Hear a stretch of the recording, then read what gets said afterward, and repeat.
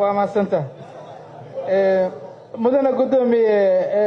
waxaan runtii aad ugu aragtay dhowaa xildhibaano fara badan oo halkan ka hadlay waxaan aad ula qabay xildhibaankii yidhi waxaan shaki ka qabnaa in warqaddan ay ka timiday golaha wasiirada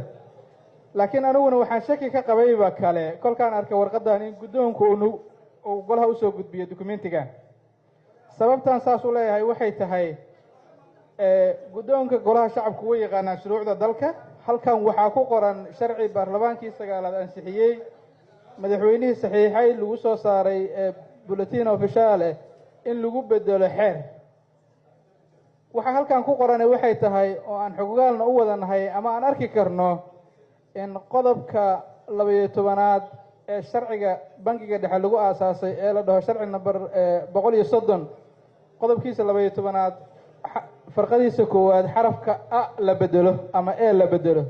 ujeedada laga leeyahayna ay tahay ama waxa ku qoran ay tahay shuruudaha laga rabo guddoomiyaha iyo guddiga sare ee bangiga dhexe shuruudaha lagu soo xulayo ay kow ka tahay inuu Soomaali yahay waxa cajiiba marka in la dhaho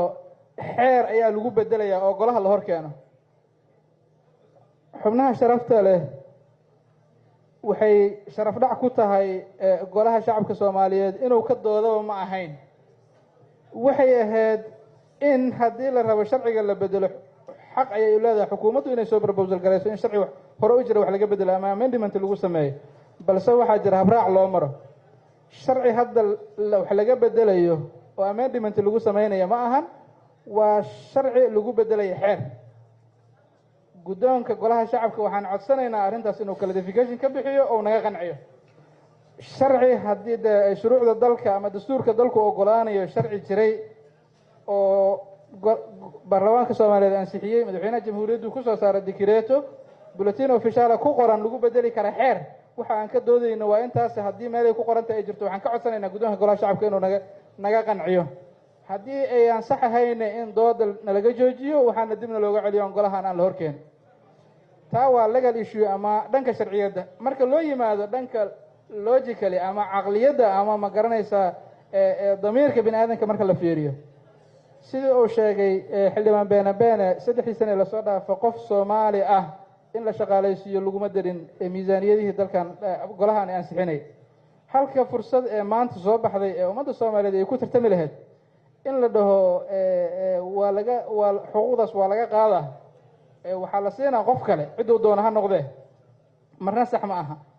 waxa ay tahay inaan maanka ku hayno ama maskaxda ku hayno inay dhici karto inayna ku ekaadoonin yani bangiga dhexe maanta waxa laga hadlayo waa bangiga dhexe waxaan ka baqayaa in baarlamaankana la furo sidaas la mid ah oo la dhaho golahana waa la furayaa laga bixiyo inuu Soomaali yahay qofka noqon kara mudane ama xildhibaan noqon kara waxay ka duwan tahay lama arko aniga iyo qofka ajnabiga waxaan ku kala duwanahay muuqaalka marka laga reebo waa inaan Soomaali ah asuguna waa inuu wadan kale yahay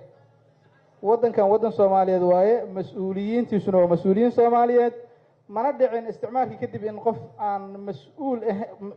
aan Soomaali ahayn mas'uuliyad intaas leeg loo dhiibo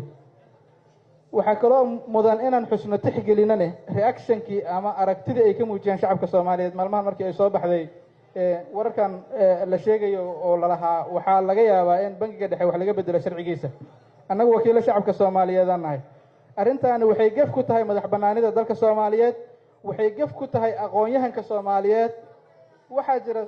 dad Soomaali ah oo ayagoo hadday doonaan dhalasho kala haysteen bangiyada adduunka ugu waaweyn ka soo shaqeey oo la heli karaa oo ku filan capacity-gaas oo kale leh Soomaalina ah dhalashadooda hadday doonaan kolkay abalay gareynayeen ha ku abalay gareeyeen citizenship kale inay haystaan laakiin dhalashadoodu waa Soomaali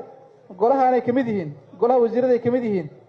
waxaa la heli karaa kumanaan kun oo Soomaali oo qualification-ka intaas oo kale leh